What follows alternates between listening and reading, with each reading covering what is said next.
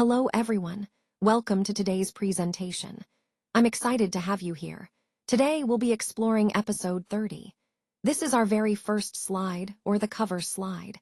I'll briefly introduce the topic and give you a quick overview of what's coming up. We'll cover some key points, insights, and takeaways. So let's get started and make this an engaging session. Let's consider a scenario where a client has recently undergone oral surgery following a motor vehicle accident. The nurse assessing this patient notices that the skin appears flushed and warm. This observation suggests there might be a fever or increased body temperature. Now, the key question here is, what is the best way to accurately measure this client's body temperature in this situation? When choosing a method, we need to think about accuracy and the patient's current condition.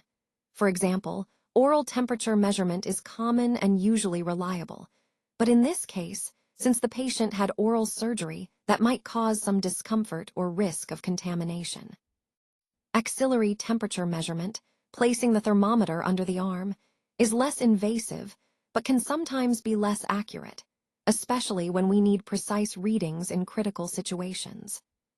Using an arterial line, if one is already in place, provides continuous and highly accurate blood temperature readings. However, not every patient has one, and it's typically used in intensive care settings.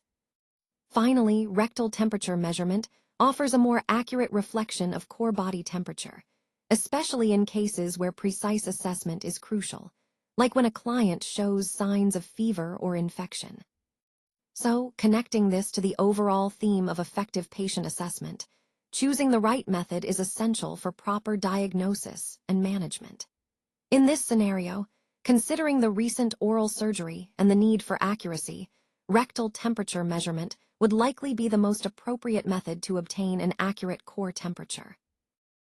Today, I'll be focusing on the rectal area, which is a key part of understanding the anatomy and function of the lower digestive system. When we talk about the rectum, we're referring to the final section of the large intestine, just before waste leaves the body.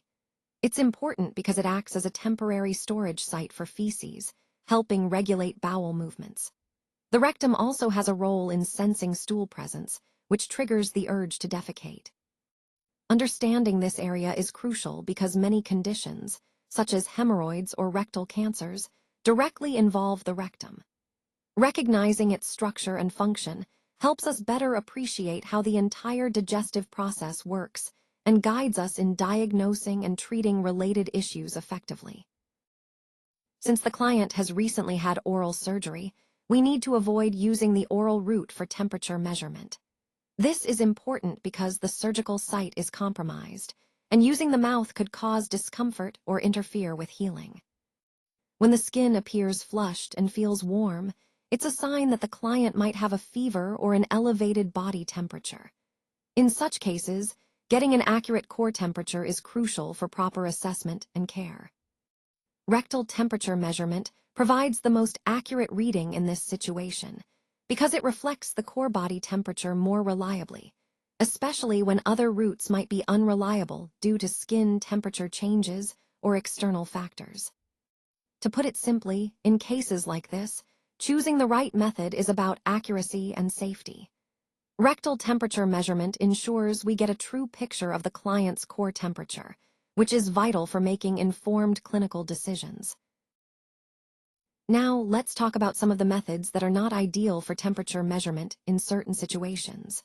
First, the oral route cross mark. This method isn't appropriate after oral surgery because it can interfere with healing or cause discomfort.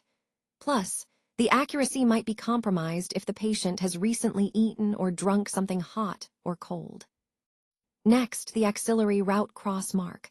While it's safe and non-invasive, it's generally less accurate for detecting fever compared to other methods. The temperature readings tend to be slightly lower, which can lead to missed fevers if we're not careful. Then there's the arterial line cross mark.